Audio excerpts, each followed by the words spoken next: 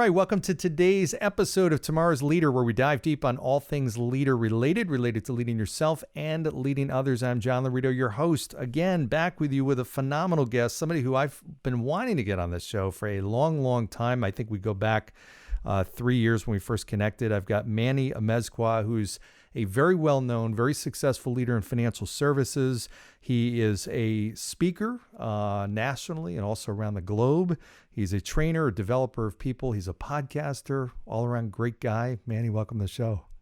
Thanks so much, John. Appreciate it. Yeah, me as well. And again, you know, you and I have connected for a while, so this is long and coming. I know. I was blown away at like how granularly you recalled the us weaving in and out of brief conversations over the last 3 to 4 years. So It's look, greatest lesson in how you reconnected the dots for me. The nominator matters. And so when you reminded me that Joey Davenport is who put us together almost half a decade ago, I was like, you're right. Yeah. And I didn't remember that, but because of the strength of the nominator, the power of the nominator, and how important Joey is in my life and influential Joey has been in my life, it obviously already put me, you know, I thought I was in a great mood coming into the conversation, but I'm already at a plus 10% on that. I love it. Well, that's Joey's effect. You know, he's that type of guy, and he does the same thing for me too, and has been a huge advocate and a great connector of people. And that's actually, I think that's a great place to start, Manny, because I know your journey in leadership, which I want to talk about. And I'm always fascinated by that. You know, what was it that when you're talking to a successful leader, where did it start? What got them into it? Why don't we start with that? Like, how did you get this leadership desire, this bug, this whatever you want to call it? How did the journey start for you? Yeah, I think there's a couple things. You know, one is like when can I vividly recall it began, and then two is why did I become so obsessed with it? If you're okay with that, yeah. One, you know, I was brought into the business by the perfect mentor to me, and not just a mentor, but also an advocate. And we can maybe unpack that later. But when Joe brought me into the business, I was just blown away at his larger than life like personality, and two other things: how much I could tell people wanted to be in his presence, and then how consistently I observed him elevate people mentally and emotionally to have more confidence in themselves. He was the guy who would walk in the room, and then when he left the room, people were bummed out. I mean, people were like, oh, Joe left, because Joe was never frugal with a quick compliment or a quick observation or recalling your parents' names or your spouse or your children's names. He was never short on creating a minute to make you for a moment feel really important and to feel like you were someone he cared about and someone he wanted to understand better. And so that, watching him do that consistently in my first 2 years in the industry in 2003 and 2004 taught me that, boy, I want to be more like that. I want to be more like that. You know, the fountain versus the drain. Yeah. That's what I recall. Not only being the experience of beginning to work and learn from him and be mentored by him, but then what I consistently saw him do, which is be someone that really, just as generically as I could put it, is he just added value in every room he walked in somehow. Yeah. And I've just always been blown away by people who can do that.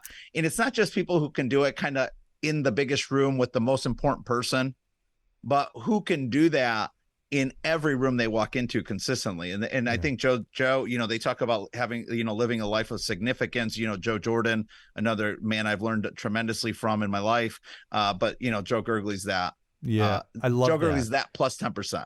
I love that. And that to me, you know, I've always been drawn to, attracted to, enamored by people who leave others better than they found them. And that's what it sounds like Joe and both Joes. But Joe did, you know, I mean, it sounds like, and that's interesting because I think people sometimes lose sight of the fact that it's all about how you leave people and how you impact and influence people. And it sounds like at a relatively early point or very new point in your career, This was something that you took note of. And despite the fact, he may have had many, many, many people that he was interacting with and influencing with, he still made you feel, it sounds like, I don't mean to put words in your mouth, but you feel important. Is that right? 100%. Yeah. And I think in general, life, we make life out to be so busy and complicated to navigate that we underestimate the power of 1 minute. One intentional, focused, no phone, eyeball to eyeball, almost like blinking contest moment with another human to convey to them, like, hey, for this 1 minute or 5 minutes or 15 minutes, like, I am only here and I'm here with you because I choose to be here with you. And so I think, in the space of servant leadership, Simon Sinek, I mean, one of the greatest humans that, is alive today in that space, it's like that's one of the thousands of spokes in the hub of a servant leader wheel. It's being that powerful in brief moments in time with people. And I'm living an imperfect journey on that. I mean, that's like, we need to make sure you put that as a disclaimer down at the bottom of the video, like, furthest from perfect guy, intending to become better at being obsessively focused in moments of time with people he cares about. Yeah, well, Put that's that all, as a disclaimer. And that's all about self-awareness, which I want to get to in a minute. I want to go back to one of the things you had said about Joe, in that he elevated people. What does that actually mean, and how does that look, or is it that interaction that you have with somebody and you're making them feel better? What are some of the other things that you had that drew you to Joe, that you saw him do? Well, I think the most consistent war we all lose in life every day we wake up is the war in our mind, like me versus me. And to me, that comes down to just self-awareness and self-confidence. And I've not met, and the small podcast that I've had for a very relatively short period of time, I'm only visiting with the highest performers in their vertical, whether it's sports, business, or life in general. And they all reflect back on the fact that they have self-confidence issues. Like, they need advocates. They need people pouring into them, telling them, no, man, like, literally, you can go 3 for 4 tomorrow against the Detroit Tigers. Or no, like, look, Benny Fowler, you will catch Peyton Manning's last touchdown pass. And that moment alone to be able to execute in that Super Bowl is going to be one of the greatest moments of your entire professional career, and one of Peyton's, who I still think is the greatest quarterback of all time. But self-confidence and pouring into someone's self-confidence and elevating their self-confidence will get people to do more. Yeah. Yeah. Yeah. And that's interesting that you say, and that's such a great point. Like, I think people assume, they interact and see somebody like yourself. They see somebody like Joe, or somebody who's successful, who's a leader, and assume they've got 100% confidence, or they see a professional athlete. And it's amazing to me that as I talk to very, very successful leaders that have accomplished and are accomplishing a lot and influence a lot of people, that there's still times where there's self-doubt, there's still issues of confidence, there's still nobody has it figured out 100%. I think that's comforting for a lot of people that might be listening, that are up and coming leaders, or feeling like, I need more confidence. It's a journey, like you said, right? It's not you're not never at the point of arrival. It's always this constant journey with that. Yeah, I mean, I think I think one of the other things that I've gleaned from people like Joe and others in my life who've had a significant amount of professional influence is that I've also observed that most people who continue to ascend in roles of greater responsibility, which is really the way I look at leadership and servant leadership, it's like the magnitude and significance of the responsibility simply grown. And I've learned that they're always seeking improvement. They're like on this obsessive, continuous path of self-improvement. And so, I work to be intentional about pouring 4 to 5 hours per week into learning from the best in an area that I'm obsessed about in that moment. And so a week and a half ago, I watched the Mental Toughness Forum put on by my buddy. He's a good career-long, lifelong friend, basically now, Ben Newman. Was one of the top advisors in our industry in the first 5 years of his career when we were in our 20s. You know, I'm fumbling around trying to figure out. He was one of the top advisors in the country at the same age. Well, now he's gotten into just complete high performance world of just the greatest performers in any vertical in life. He puts on this Mental Toughness Forum. It was a week-long program, 7 of the top speakers in the world every day for 5 days. And one of the most common themes was self-confidence. Just like, hey, you want to be mentally tough, you got to believe in yourself. Mm-hmm.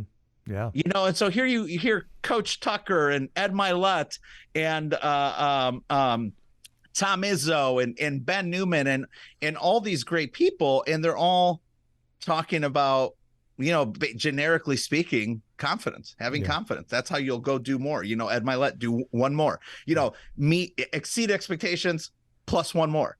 Right. So anyways, it takes confidence to do that. And so what are some, because that is the question that everybody's asking, okay, how do I build confidence? How do I really impact that area? What's your answer to that? I mean, how does somebody develop more confidence? Well, I think, you know, we touched on it kind of briefly, you know, the war being won in the mind, like garbage in, garbage out. So if I'm just consistently binging on Netflix and watching things that have no purpose or intentional sort of fountain-like effect into the things I want to be great at in my life, no one's judging. And first of all, no one in the planet should ever judge another human on the planet. That's not our responsibility. Okay. It's someone else's, and we're not gonna get into a faith conversation, but it's someone else's responsibility, not ours. So no judgment on the binge watching Netflix. But if you're not taking the little bit of time or significant amount of time to pour into your body and your mind the things that will make you more confident about yourself, about attacking sort of your purpose, your calling, your passion, your profession, then you might struggle in comparison to somebody who's putting 5 to 10 hours a week into that and developing that confidence. So I think, one, let's be very mindful about what we're pouring into our mind that we believe could help us improve. But number 2, audit your circles often. We cannot fly and soar like eagles if we're hanging out on a lily pad with a bunch of frogs. And I like frogs. So I'm not disliking frogs. I'm just saying, if my desire, my aspiration, the vision for my life is to soar like an eagle someday, I better start hanging out with some eagles. And so I think it's not just what we pour into our mind, but it's the associations that we create, that we prioritize in our life. And how hard am I working to ensure that the people around me in my life that pour into my mindset on a consistent basis are pouring in belief, confidence, like, I'm with you on this journey. Like, you know what I mean? Just people pouring into us like a fountain. Well, it's interesting. And, you know, I think there's a lot of people out there that recognize, yes, I know my circle of people around me is really critical, but there's so few people that are really willing to do something about it. And they may be very aware that, hey, I got people in my circle that are frogs, that aren't eagles, and they're dragging me down or influencing me in a negative way. But they really have a difficult time changing that, whether it's adding really positive people into their circle or removing the wrong people. It's tough for some people. I don't know what your perspective is, if it's easier to start by reaching out to the people that you want to pull in, or you start with removing some of the weeds out of your garden of life. What's your perspective on that? And what advice would you give to somebody who's like, you know what, I get it, I understand it, I just don't know how to do it? I mean, that's a great question. Like, where do you start on that, right? 10 years into being more intentional and really thinking about this, auditing your circle, right? What does that actually mean and look like on a basic tactical basis? Even 10 years later, I'm still struggling with it myself, wildly imperfect in this space. But I would suggest to someone who's new to this concept of being more intentional about who I'm choosing to create time for in my life, I would suggest, if you know someone is not making you better, and helping you move the ball down the field closer to scoring whatever it is that you consider a touchdown in your life, then I would choose alone time over time invested with that person. Mm-hmm. I love football analogies. If you're fumbling the snap, if you're not making a clean handoff to the running back, if you're throwing a lateral pass for a pick six, if you're doing any of those things, if someone is doing any of those things with you, and no one does anything to you, right? You just allow it to happen, right? Mm-hmm. But if those things are happening consistently in the presence of someone, and it's taking you further and further away from scoring that, whatever that touchdown is in your life, I'd suggest that you should consider spending a little bit more time in on the playbook, Mm-hmm. and like what getting closer to your life by design looks like, and who the people are that can help you execute those plays. Yeah, that's great. I love that. I love that perspective. And that's a great way to think through it. I used to be, one of the things I'd struggle with is I was so fixated on, the 5 people that are closest to you, have the most influence, which, no doubt the people that you spend the most time with are typically going to be the ones that have the most influence on you and vice versa. But what I also realized is, there's no limit to how many people I can pull into my circle. Like I can, you and I developing a relationship now means we are in each other's circle, and we may not Yes. talk and hang out every single day, but we can influence each other in a positive way and learn from each other.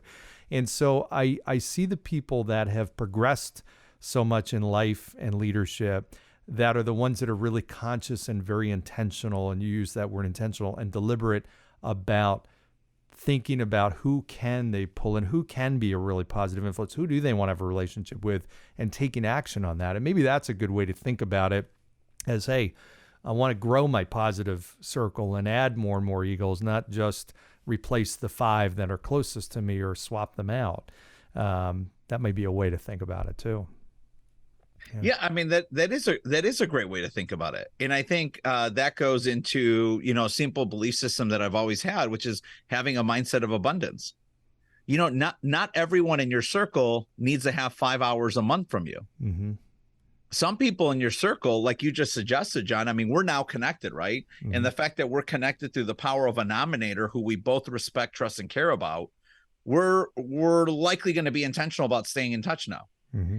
And early on, that might mean, hey, it's once every 90 days. We catch up for 15 minutes, or we see articles, we send them back and forth. We see a podcast. We're like, dude, that was awesome. We should both, we can both glean something from this podcast, whatever it is. Yeah. But the bottom line is that with that mindset of abundance, and also just kind of embracing that it doesn't have to be this perfect recipe. Mm-hmm. It could be a one-off handwritten note or text or quick email. Right. And that's still someone in your circle, because you're intentionally choosing to engage and keep them kind of top of mind. Yeah, I love it. I love it. I want to go back to one of the things you mentioned earlier, and you talked about servant leadership. And that's a phrase that many people have heard, but I think a lot of people either misunderstand it or don't understand it exactly in terms of what that is, and also what it's not too.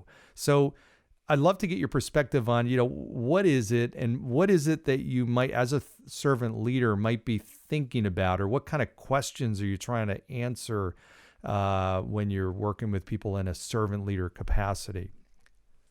That's a good question. I mean, they could go a number of different directions. I think if I could keep it really simple to what I do professionally, which bleeds over into my personal life, I think very nicely. One, I want people to be happy.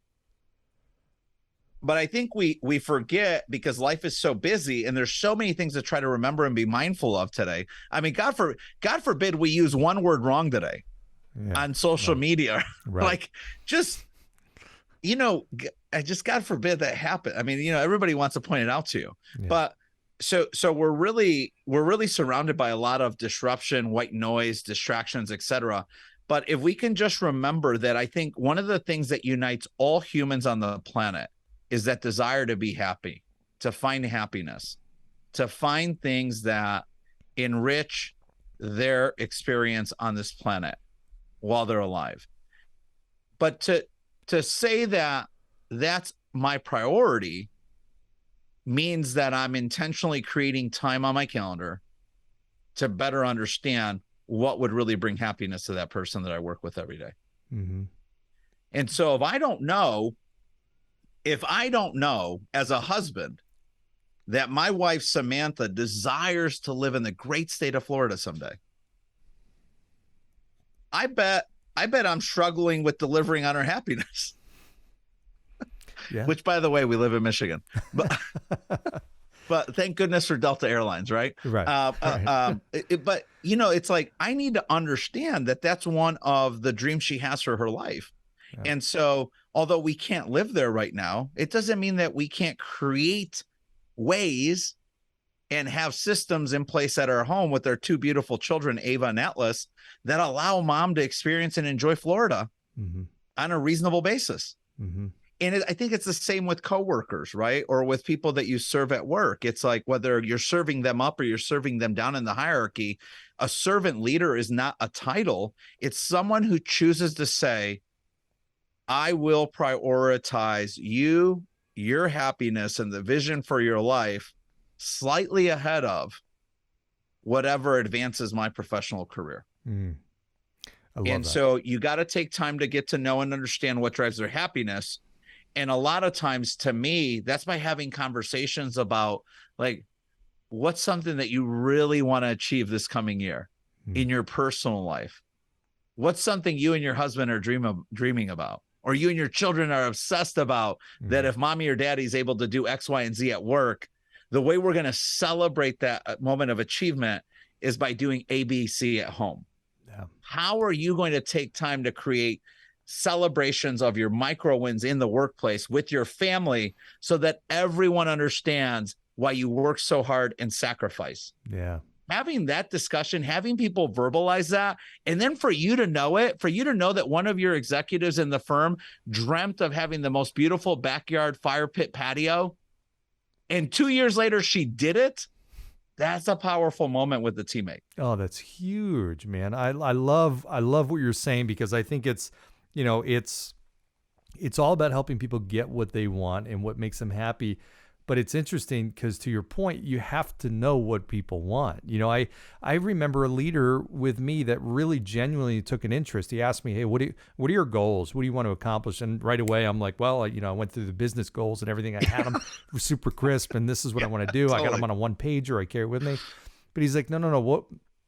I get it. I appreciate that. That's important. Now, what about the personal stuff? What do you want to accomplish personally? What's important to you?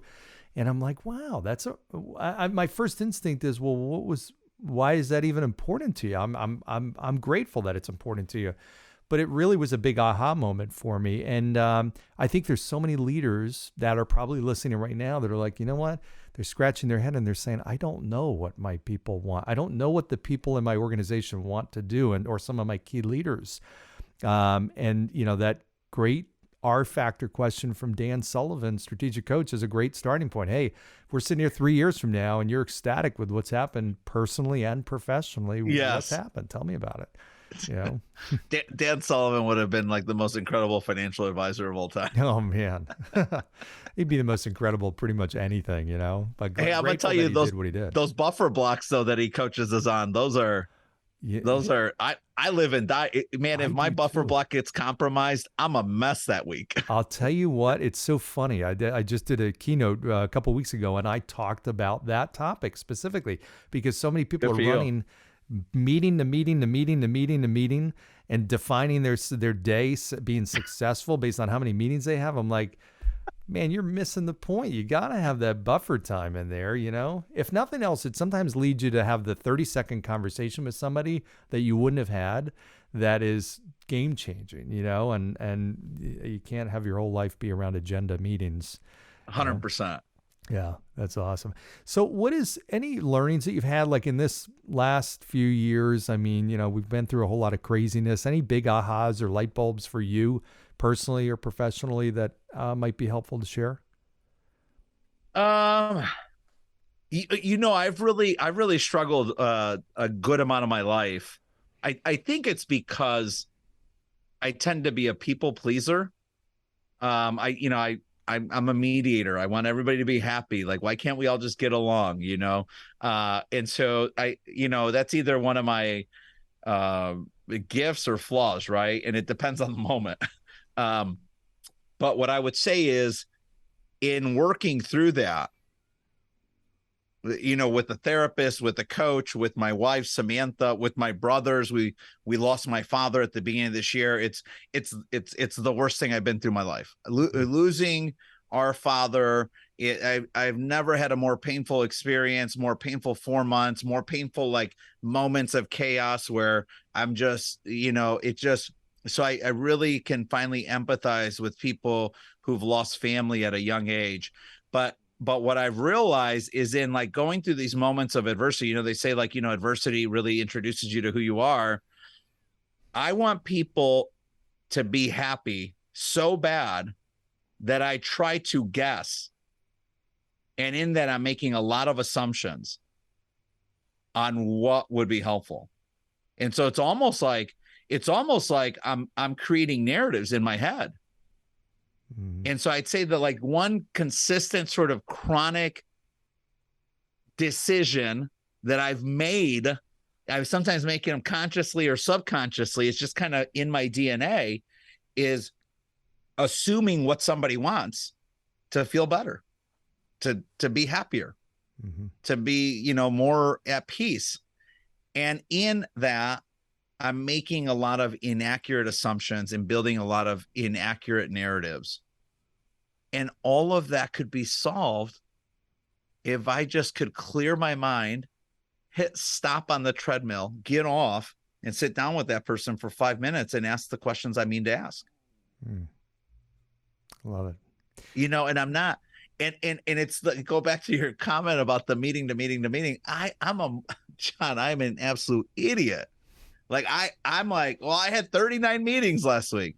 Not a good thing. Yeah. Right? There's no badge of honor in that. Yeah. But, my intention is to tell people you matter. And so I create time for everything I humanly can. But then I sacrifice other things like making because I don't have time to find out from everybody. I kind of tend to make an assumption. I build a narrative in my mind. I execute on that narrative I built in my head. And then I'm like way off the bullseye of what my intention was, which was just to make them happy or feel better about a situation. Well, I rambled. I'm sorry about that one. You might have to edit that one down. Super valuable. So much in there in that answer. And I think there's a lot of leaders that they want, they're people pleasers. They want people to feel good and be good, because that's part of a great culture, right? I know you've got a great culture in your organization, and part of that is you're very attuned to it, and you're listening or watching for the moan rate, and the moan index, whatnot, and how happy people are. So I understand that, and a big part of this is really understanding, as you said, how do you understand people? How do you get a really accurate pulse on what's going on in your organization? And that was a big learning for me, the whole buffer time, and being a great book, by the way, that I read not long ago is Essentialism by Greg McKean. Phenomenal book, life-changing book, just about the whole concept of doing fewer things better and not living that life like I lived, and you have too, where you're judging your value based on how many meetings you're doing, but really judging it based on, okay, how much impact did I have? And did I impact the right people? If I can have a positive influence on you, and you're somebody that naturally has a lot of influence on many other people, well, then there's a great return on that investment of time, right? Versus maybe somebody else who might not have the level of influence you have. So there's some sense in that too, of thinking about who it is that you're really, making the time for.